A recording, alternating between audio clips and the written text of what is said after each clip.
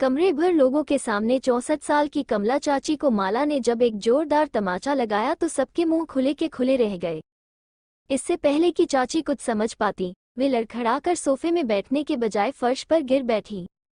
माला हमेशा से एक शांत और विनम्र लड़की रही है। उसके अपने किसी भी भाई बहन से कभी कोई बहस तक नहीं हुई, लड़ाई तो दूर की बात है। शादी को 6 साल हो चुके हैं। वो अपने सौम्य स्वभाव के कारण ससुराल में काफी पसंद की जाती है। उसकी 4.5 साल की एक बेटी है, उसका नाम रिया है और पिछले नवंबर में उनका एक बेटा रियान हुआ। बहुत अच्छी लड़की है, पर पूरे परिवार के सामने उसका ऐसा व्यवहार कोई मान नहीं पा रहा। पहली बात जो मेरे दिमाग में आई वो ये कि बेबी के जन्म के बाद डिप्रेशन में है लड़की, लेकिन फिर भी कुछ ऐसा। सभी लोग कुछ देर बाद सदमे से बाहर आए और अब चीख पुकार शुरू हो गई और सब सवाल पूछने लगे। ये माला के चाचा का घर है। आज सभी को यहाँ भोजन के लिए आमंत्रित किया गया है। माला के परिवार को भी बताया गया था पर उसने कहा कि वे नहीं आ सकेंगे। 2 दिन पहले उसके बेटे के लिए पार्टी रखी थी और सभी लोग वहां गए थे। सभी को लगा कि वे थके हुए हैं, लेकिन लड़की ने विध्वस्त हालत में आकर अपनी चाची को क्यों मारा होगा, वो सभी के सवालों के बावजूद भी चुप है। माला की मां रसोई में काम कर रही थी।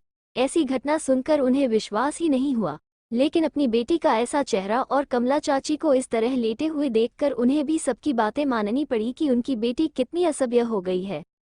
माला पत्थर की तरह खड़ी है और सांप की तरह फूंफकार रही है। उसके फूंफकार बिंदुमात्र भी थमे नहीं। माला की मां ने पास आकर धीरे से पूछा, क्या हुआ? तुम इस तरह यहाँ क्यों? क्या हुआ है तुम्हें? वो उसे बैठाने की कोशिश करते हुए धीरे से कहती है, लेकिन वो बिल्कुल भी हिल नहीं रही है। इस बार कमला चाची खड़ी हो गई और चिल्लाई, तुम में इतनी हिम्मत, तुमने मुझ पर हाथ उठाया। इस बार वो भी माला को थप्पड़ मारने आई। जब सभी ने उन्हें रोकने की कोशिश की तो वे गुस्सा हो गई और सोफे पर बैठकर रोने लगी। मैंने कितनी छोटी उम्र से गोदी में लेकर उसे बड़ा किया है, जब हम सब एक साथ थे। वो लड़की आज मुझ पर हाथ उठा रही है। इससे पहले कि वो बाकी बातें पूरा कर पाती, वो फूट फूट कर रोने लगी। सभी एक एक कर माला से पूछ रहे हैं कि क्या हुआ, ऐसे व्यवहार का कारण क्या है। इस बार चाची चिल्लाई, तू बताती क्यों नहीं कि क्या हुआ? मैंने क्या किया? मैं इस शर्म को कहाँ रखूं? माला ने इस बार शांत स्वर में कहा, आप मेरे बच्चों को मारना चाहती हो। कुछ देर और होते तो मर जाते, पता नहीं बचा सकेंगे या नहीं। सबकी बोलती बंद हो गई। पहले तो वे हैरान रह गए, लेकिन थोड़ी देर बाद सभी की दबी आवाजें गूंजने लगे, क्या हुआ? कैसे? कमला चाची उठ खड़ी हुई और बोली, मजाक उड़ाने की और जगह नहीं मिली तुम्हें। उस दिन मैं तुम्हारे बच्चों को कितना प्यार दे आई और 2 दिन बाद आकर तुम कहती हो कि मैं तुम्हारे बच्चों को मारना चाहती हूँ। मैंने क्या किया? माला ने ठंडी, रहस्यमयी आवाज में रोना रोकने की भरपूर कोशिश करते हुए कहा, आपने मेरी बेटी रिया को क्या समझाया है? क्या आपने इतनी छोटी सी लड़की के दिमाग में ऐसी बकवास डालने से पहले 2 बार सोचा नहीं? सबकी तरह चाची भी आश्चर्यचकित होकर बोली, फालतू की बातें मत कर माला, तुम्हारी बेटी के साथ मेरी क्या दुश्मनी है? इतनी छोटी बच्ची के मन में क्या बकवास डाल सकती हूँ मैं? कभी नहीं। इस बार माला चिल्लाई, डाली है। आपने उससे कहा कि हम उसे प्यार नहीं करते। मैं उससे प्यार नहीं करती। मैं फिर कभी नहीं दुलारूंगी उसे। हमारे घर में, हमारे मन में उसकी कोई जगह नहीं है। अब सब कुछ मेरे बेटे का है, उसे कुछ नहीं दिया जाएगा।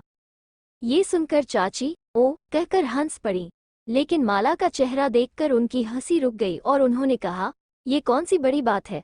मैं सिर्फ मजाक कर रही थी। हम सभी नाती नातिनों के साथ कम ज्यादा ऐसी मस्ती करते हैं। इससे पहले कि वो अपनी बात पूरी कर पाती, माला ने कहा, मेरे 2 मासूम बच्चे आपकी और आपके घटिया मजाक की वजह से जिंदगी और मौत से लड़ रहे हैं।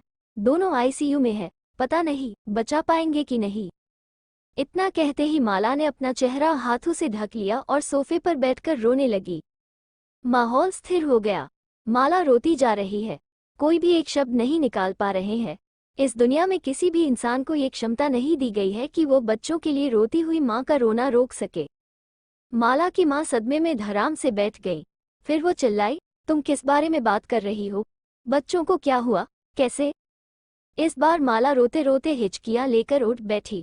बहुत देर बाद खुद को संभाल कर बोली, कल सुबह संजय के ऑफिस जाने के बाद मैं रियान को सुलाकर किचन में चली गई। पिछले दिन के सभी काम निपटाने के लिए रिया टीवी देखते हुए खेल रही थी। थोड़ी देर बाद वो रसोई में आई और बोली, माँ मुझे थोड़ा गोद में ले लोगी?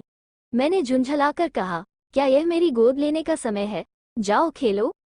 वो नहीं गई, दरवाजे के पास खड़ी रही। मैंने कहा, जाओ, मैं तुम्हें बाद में लूंगी। उसके जाने के थोड़ी देर बाद जब रियान बैठकर रोने लगा तो मैं तुरंत काम से निकल गई और उसे अपनी बाहों में भरकर रोना बंद किया। तभी रिया आती है और कहती है, तुमने मुझे गोद में नहीं लिया पर भाई को लिया। तुम सच में मुझसे प्यार नहीं करती, तुम मेरी माँ नहीं हो, सब प्यार भाई के लिए। मैंने थोड़ा डांटते हुए कहा, ये कैसी बात है बेटी? तुमसे किसने कह दिया कि मैं तुमसे प्यार नहीं करती? बहुत प्यार करती हूँ, लेकिन भाई तो छोटा है, उसे लेना होगा। तुम तो थोड़ी बड़ी हो गई हो। क्या मैं तुमसे इतने दिन प्यार नहीं करती? अचानक क्या हुआ? पहले करती थी, अब नहीं। अब सब कुछ भाई के लिए। वो गंदा है, उसे मैं घर से बाहर कर दूंगी। बात को आगे न बढ़ाकर मैंने डांटा, बच्ची, तुम ये क्या बोल रही हो? ऐसी बातें मत कहो, जाओ खेलने जाओ। फिर वो चुप हो गई और मैंने सोचा कि अब वो शांत है। इतने दिनों तक उसे अकेले प्यार मिला, शायद अब उसे इसका एहसास हो रहा है।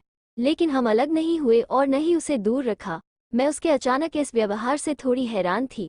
हमने उसे पहले ही बता दिया था और हर चीज में शामिल किया है। उसने कभी भी ऐसा कुछ नहीं कहा था। अचानक उसके मन में ये ख्याल आया ही क्यों? मैंने सोचा कि मैं फ्री होकर उसके साथ बैठूंगी। बहुत काम था। मैं किचन में चली गई। बहुत देर बाद मुझे रियान की तेज चीख सुनाई दी। मैं जल्दी से आई और देखा कि रियान वहां नहीं है, रिया भी नहीं है। मैंने दोनों को बुलाया। थोड़ी देर बाद वॉशरूम के नल की आवाज आई। मैंने संजय के कपड़ों को एक बाल्टी पानी में भिगोया था। डर के मारे मेरे हाथ पांव ठंडे हो गए। मैं वॉशरूम में गई और देखा कि रिया बाल्टी से कपड़ा निकाल रही है और रियान का सर पकड़कर बाल्टी में डुबो रही है। मेरे मुंह से कोई शब्द नहीं निकल रहा था। फिर मैंने बहुत जोर से चिल्लाया, रिया क्या कर रही हो? मेरी चीख सुनकर रिया डर गई। बाथरूम से बाहर भागते समय साबुन लगे कपड़े पर उसका पैर फिसल गया और दीवार से टकराकर फर्श पर गिर गई। इससे पहले कि मैं कुछ समझ पाती, रिया के सिर से हर हर खून बह निकला। और इधर रियान हिलडुल नहीं रहा। वो मैं जानती हूँ और भगवान जानता है कि कैसे मैंने रियान को पानी से बाहर निकाला, रिया को अपने सीने से लगाया और दोनों बच्चों को लेकर अस्पताल पहुंची। बोलते बोलते जैसे उसका गला अटका, वैसे ही सबके गले अटक गए। कब सबकी आंखों से आंसू छलक पड़े, किसी को पता नहीं। माला फिर कहने लगी, कल पूरा दिन और पूरी रात न जाने कैसे गुजर गए। किसी को खबर नहीं दिया। मैंने कल बस संजय को किसी तरह फोन किया था। आज मैंने तुम सबको बताने के लिए फोन हाथ में लिया। तभी मैंने मोबाइल पर एक वीडियो देखा। रिया ने इसे खुद रिकॉर्ड किया। वो कभी कभी ऐसे वीडियो बनाती है। वीडियो ऑन करके नाचती है। माला ने मोबाइल फोन निकाला और वीडियो ऑन कर दिया। रिया और उसकी गुड़िया, कुछ उनको, कुछ छत को देखा जा सकता है।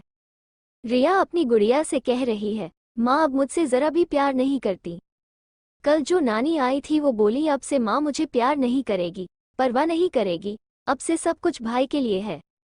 माँ मुझे सीने से लगा कर सोती थी, अब नहीं सोती है। पहले खिलाती थी, अब कहती है तुम बड़ी बहन हो, तुम्हें खुद ही खाना चाहिए। मुझे बड़ा नहीं होना है, मैं छोटी रहना चाहती हूँ। पापा सिर्फ मेरे लिए खिलौने और पोशाकें लाएंगे। पहले सब मेरे लिए लाते थे, अब सिर्फ मेरे भाई के लिए लाते हैं। तुम्हें पता है, ये बातें मझली नानी ने मुझे कल बताई थी। सिर्फ मझली नानी मुझसे प्यार करती है, बाकी सभी ने भाई को लिया और प्यार किया। किसी ने मेरे लिए एक चिप्स भी नहीं लाया। नानी ने कहा है भाई ने मेरा सारा प्यार ले लिया है। कल सब ने कहा है मैं बड़ी हो गई हूँ, अब कोई मुझसे प्यार नहीं करेगा। वीडियो अभी भी चल रहा है। गुड़िया पड़ी है वहाँ, रिया नहीं है। छत पर पंखा चल रहा है। टीवी पर धीमी आवाज में कार्टून की आवाज आ रही है। पूरा माहौल बिल्कुल शांत है। कमला चाची अकेली नहीं है जो पछता रही है। थोड़ा बहुत हम सभी छोटे बच्चों से ऐसी बातें करते हैं। उस दिन लगभग सब लोग रिया को ये बातें बताकर खूब हंसे थे। चाची बोली, मैं सबके साथ ऐसी शरारतें करती हूँ, आज तक किसी ने ऐसी हरकत नहीं की। तुम्हारी बेटी। माला ने लाल आंखों से ऊपर देखा। सभी बच्चों को ऐसे शब्द चुभते हैं, कुछ को कम, कुछ को ज्यादा, लेकिन ये बातें कई सालों तक रह जाती है मन में। सभी बच्चे एक जैसे तो नहीं होते। जब घर में बच्चा होता है तो हम सभी घर के बड़े बच्चे से मजाक मजाक में यही बात कहते हैं। इतने दिन माता पिता के प्यार का अकेला हकदार रहा। अचानक से उनका उसके प्रति ध्यान कम हो जाना शायद स्वाभाविक है, पर इन छोटे बच्चों के दिमाग में ऐसी बातें डालने से पहले हम एक बार भी नहीं सोचते कि छोटे से दिमाग पर इसका क्या असर होगा। इससे पहले कि कोई कुछ कह पाता, माला का फोन बजा। संजय का फोन। बच्चों की हालत बहुत सीरियस है, जल्दी आओ। माला जल्दी से उठ जाती है। जब उसकी माँ और चाची जाने को कहती हैं तो माला हुंकार करती है, कोई नहीं आएगा। मेरे बच्चों की हालत के लिए आप सब जिम्मेदार हैं, सब। वो अपने आंसू पोंछते हुए कमरे से बाहर चली गई। और हम सब, जिसने कभी बच्चों के साथ ऐसी घटिया हरकतें की थी, एक एक तमाचा खाकर चुपचाप बैठे रहे।